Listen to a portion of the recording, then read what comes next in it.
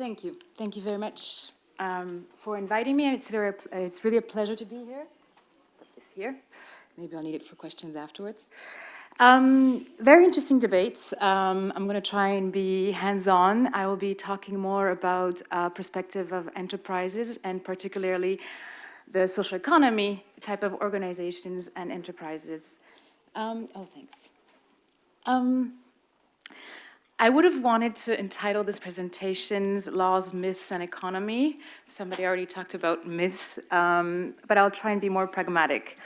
Just to introduce myself briefly, I am Belgian-Canadian. I grew up in Italy. I come from the cooperative world. I'm a sociologist by training. I came into the professional world with big interest for social justice and especially labor issues. And that's how I stumbled upon the cooperative model and social economy more broadly.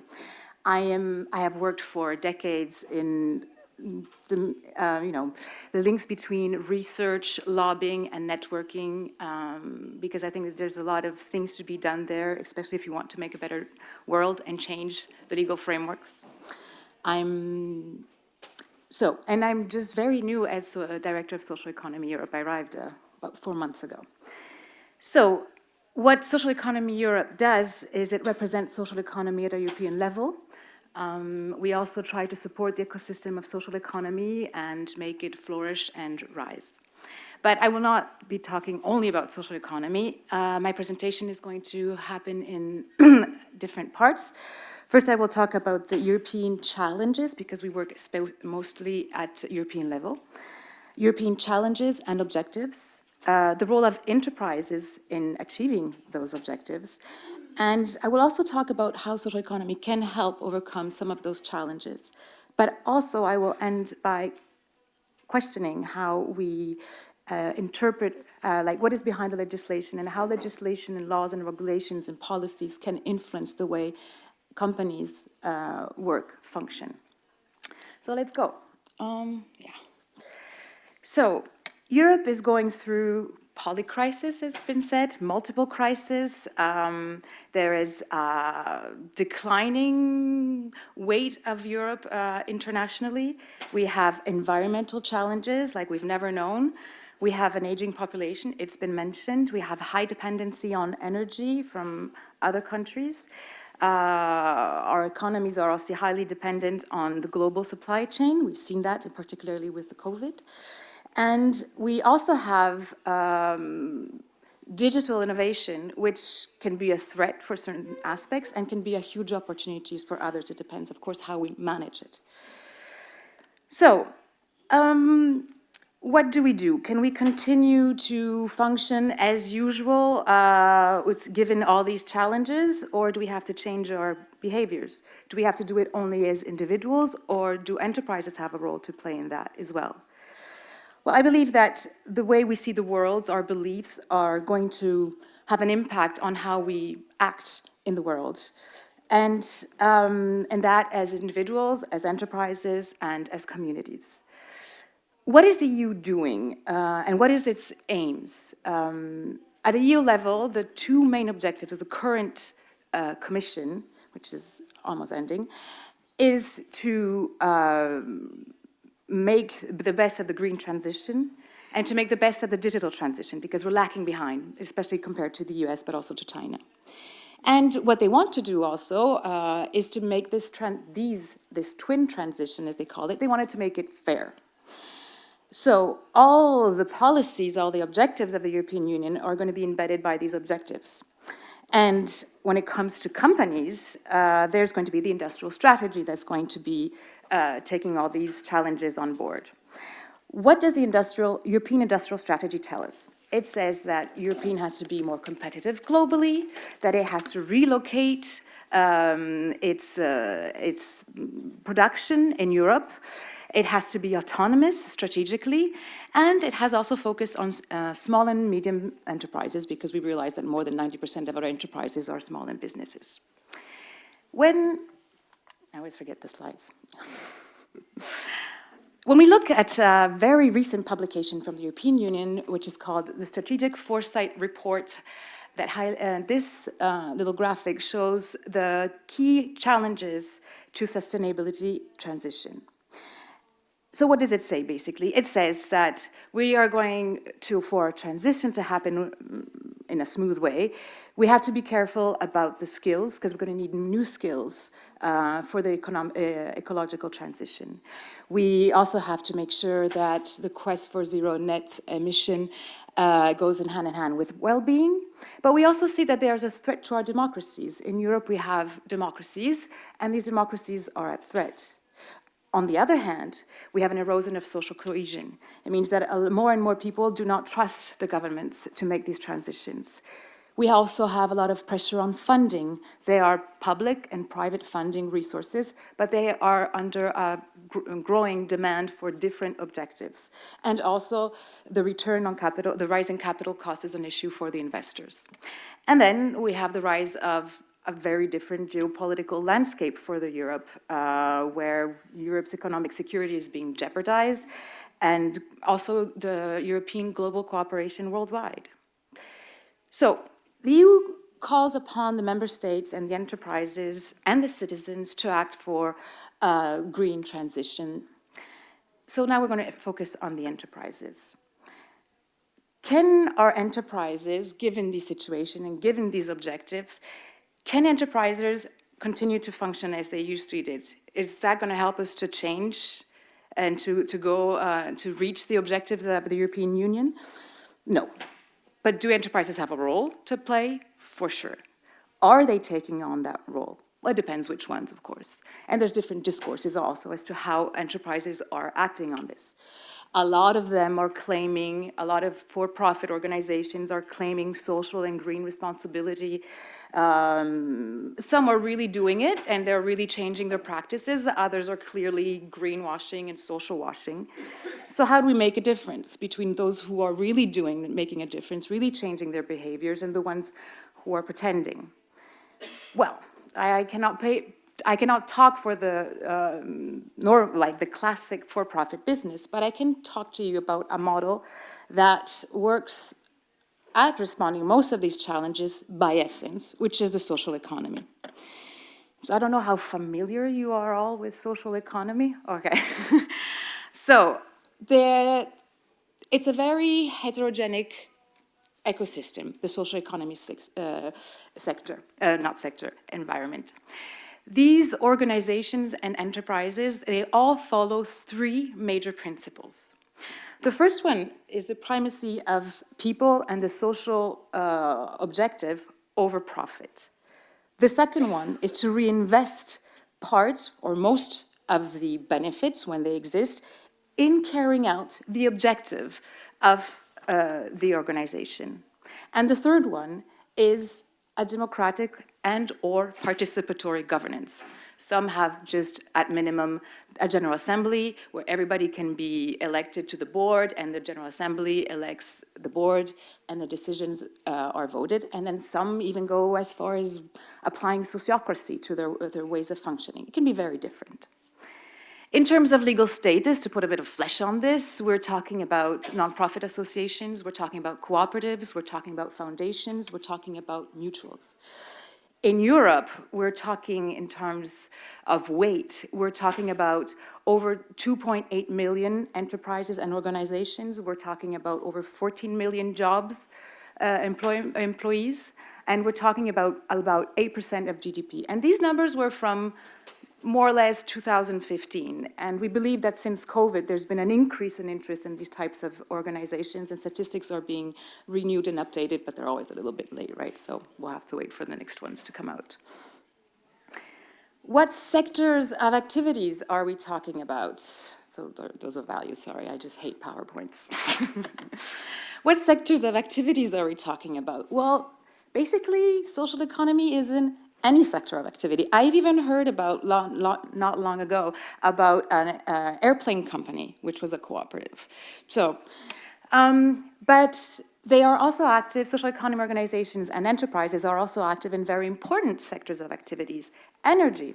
Let's put a bit of flesh on. What does it mean to have a social economy, energy, let's say windmills, cooperative or enterprise?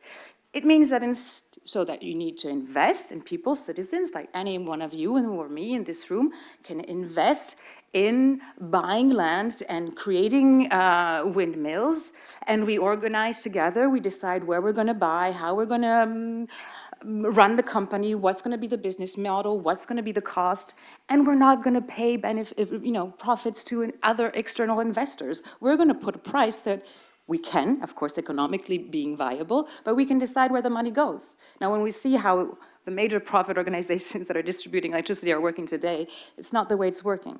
So social economy really proposes something concretely different from the mainstream economy of which we're used to. Food to fork. Social economy is active there too.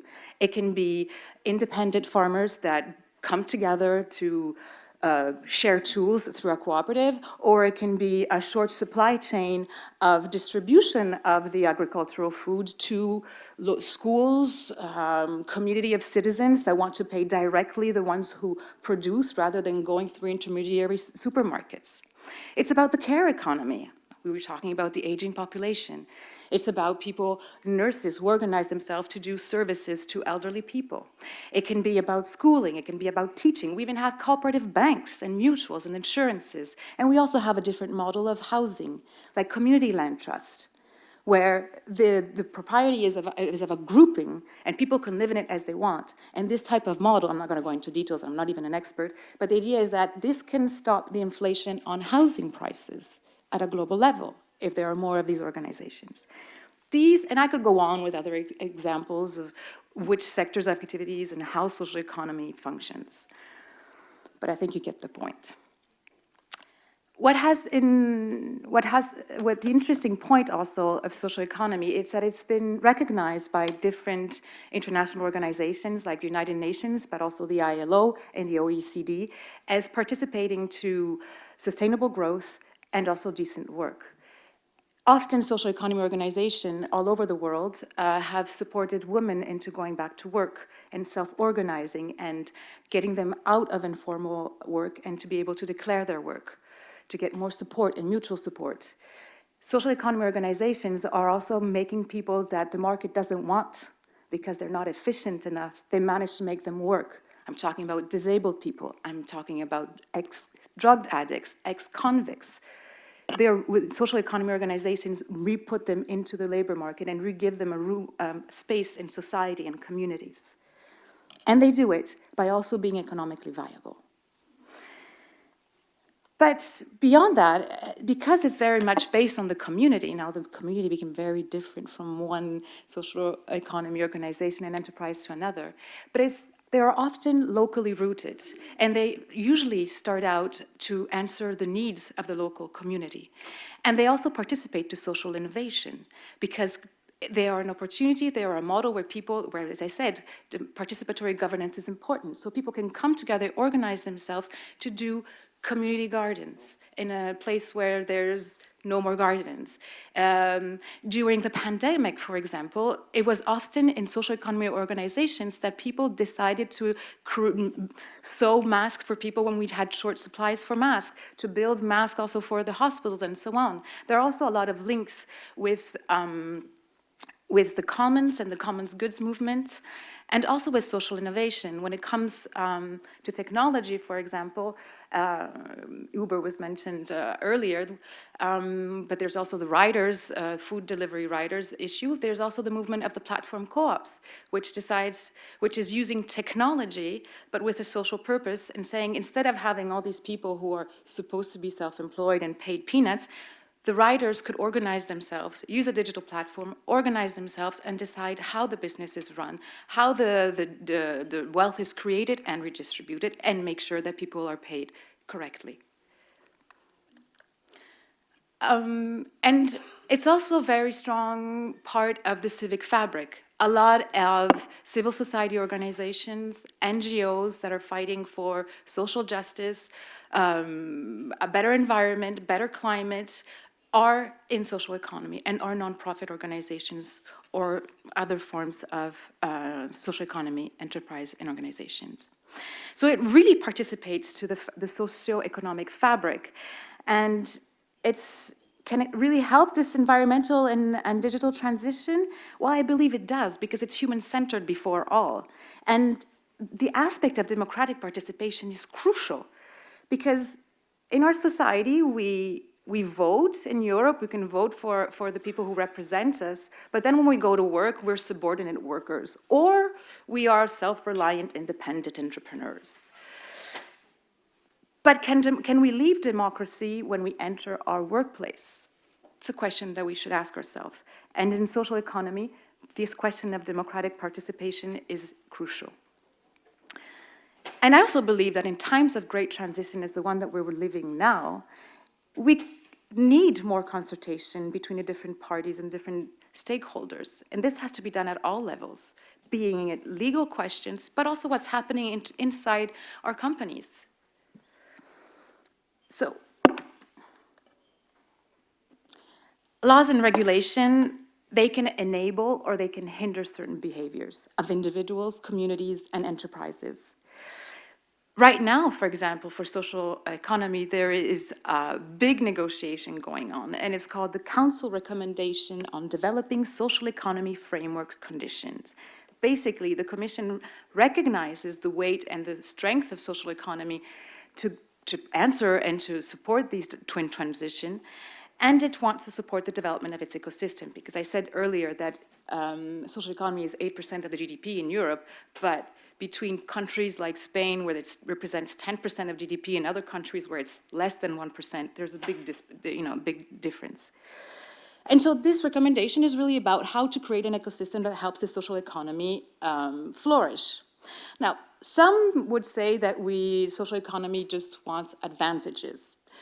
But what we explain right now, that this negotiation is being negotiated right now, is that what we're actually looking for is a level playing field.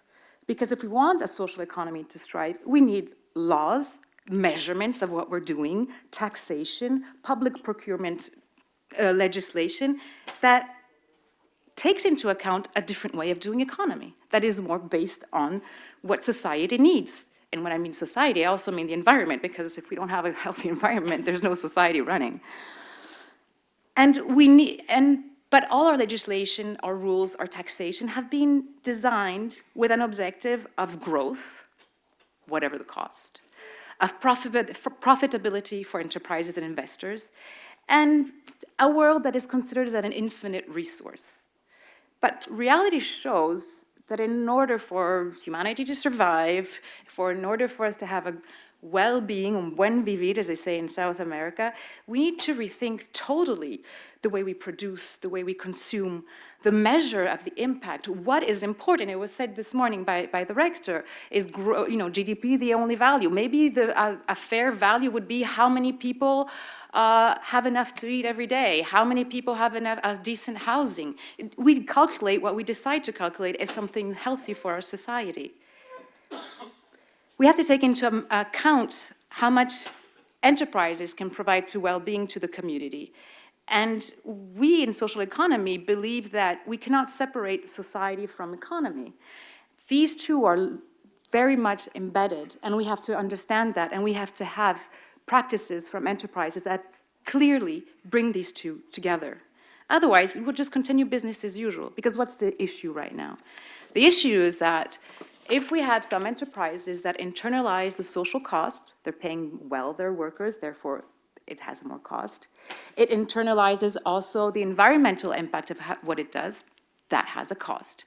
If those enterprises are competing with enterprises that pay badly their workers, that don't care about what their environmental impact in the way they produce, well, one's going to be costing a lot more than the other. And the issue is, most people can't afford to pay the most expensive, so they'll go for the cheaper. So there's here a kind of unfair competition if we ask ourselves, what is the most important thing today? And how can we change that? We can change that by making sure that all enterprises are responsible towards their community and making sure that they are paying for their environmental impact as well. Because right now, what's happening is that all the environmental impact of businesses is being paid by the state. And when we say the state, we mean the taxpayer. It means all of us.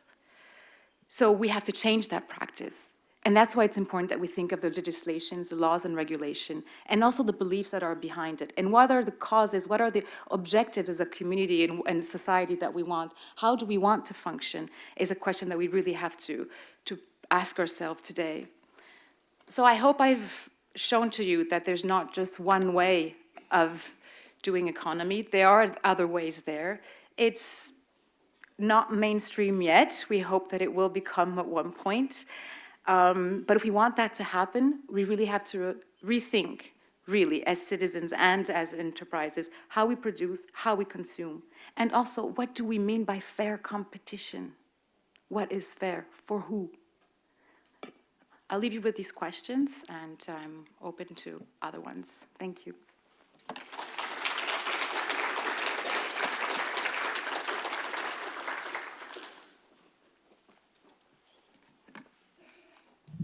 Przyjmiemy teraz 3 pytania od Was, czyli widowni, więc podnieście rękę, żebym Was dostrzegł. Może być po polsku.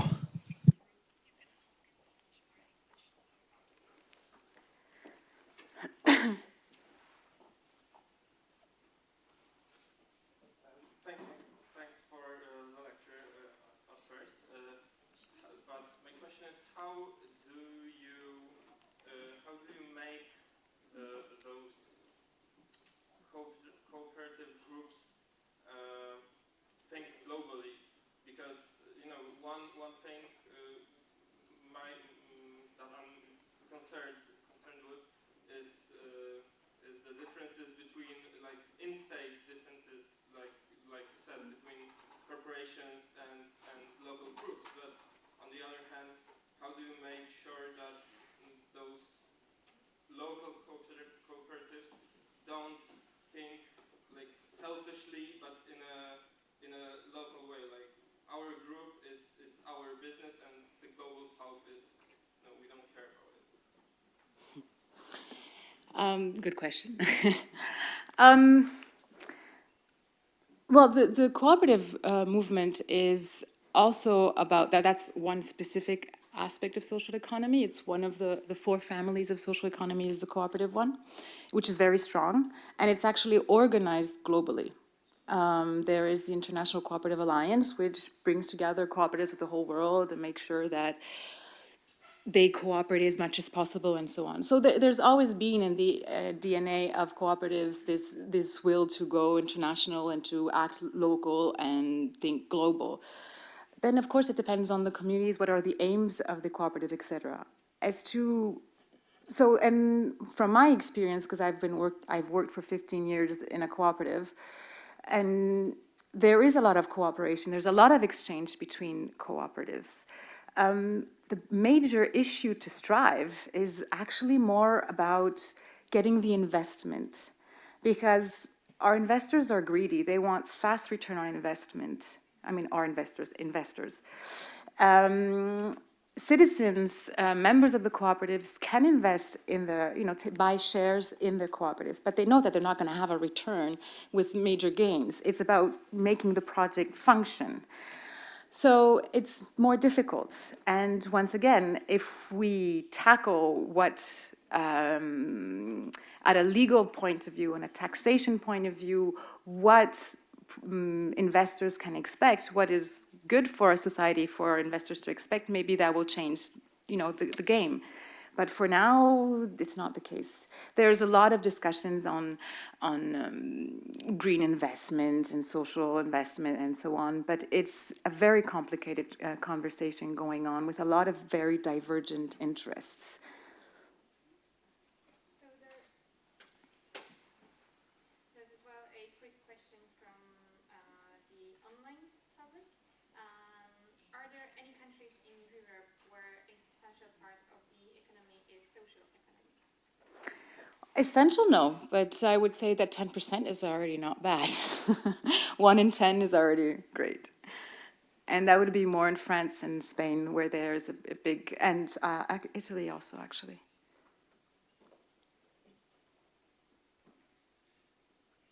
Thank you for your amazing lecture. Thank you for your amazing lecture. I'm Jakub Krystek. I'm from the University of Warsaw. And I have a kind of two-in-one question. The first part of it is whether an introduction of a social economy in Europe or in the US or anywhere else would cause a drop in productivity. And the second part of the question is whether this drop of productivity is something that we should fear, or whether degrowth is a legitimate part of, I suppose, moving the economy into a position where it is more fair, where it is more just, and it leads to less social and ecological impact. Thank you. Well, it depends on what you mean by productivity. From what I've read, when employees believe that the company they're working for has value, they are more productive because they believe in it. There's like another extra reason to work hard and to make this happen, because you feel like you're all going towards the same goal that is positive, that is necessary, and so on. So in that sense, I would say it would actually increase productivity. Now, one of the issues that we have, for example, I quickly mentioned the issues of measurement. In our mainstream economy, we only count productive work. We never take into consideration the reproductive work, or the work needed to maintain the productive time, right? And so that's like the feminist critique. We don't talk about taking care of our kids. We don't talk about taking care of our elderly. But we don't even in a company take care about the time where we decide together what we want to do and where we want to go, because that's not productive. But if we have those times, there will be more, if there's more democratic participation, if there is that care moment in our economy, we change the way we see economy, how we measure it, and people will be happier because they are taking part in the decisions and they understand why certain decisions are taken. So I think that in our economy, we have to think about that too. And our productivity is linked to these non-productive moments too. So we have to rethink a bit what we're talking about productivity and so on. Okay. Well, the last question, or is it good? I think that's it. And there's one there, one here, but We can manage one more. okay.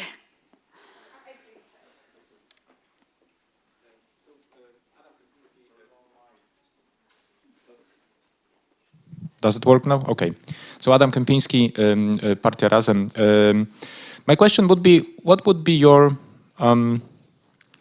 advice for local activists or local political leaders to encourage small businesses, small entrepreneurs to join their forces in a cooperative? So we have, in Poland especially, we have lots of small businesses doing, shops, hairdressers, other services or taxi drivers that either are connected to one bigger corporation or they run their own businesses. But, well, in my opinion, and from what you said and other sources, I believe that joining in cooperative, they might have bigger impact on the local society and in general on social economy than they have as a single entrepreneurship. So how to change their thinking and how to encourage them to actually go together? It's a very good question as well. Well, there are different ways of encouraging that. First of all, we can also explain that, for example, if self-employed or somebody who's running a small business, they can continue business as usual, but they will be stronger if they organize themselves with other organizations. Could be in a cooperative way, to buy, to sell, to whatever. Or they could just decide that they want to do it differently and that they're ready to share their thinking and their power with the workers as well. And the question is, what do they want to do? We have to show them that it's, in my view, that it's the best way to do business today if we want to be responsible actors of our society and take into consideration the different stakeholders that are around us, but also if we want to be stronger, because if we're all isolated and we're in an economy that always, that we have that preach for the the heroic entrepreneur that does it all by himself, but that doesn't exist. We are all reliant on family, community, government, public services, and so on. And if we do things together, we are stronger than if we do them alone. And we are all reliant on a community of people. So let's do that when we do our business, is what I would say as a word of encouragement to go social in economy. Thank you.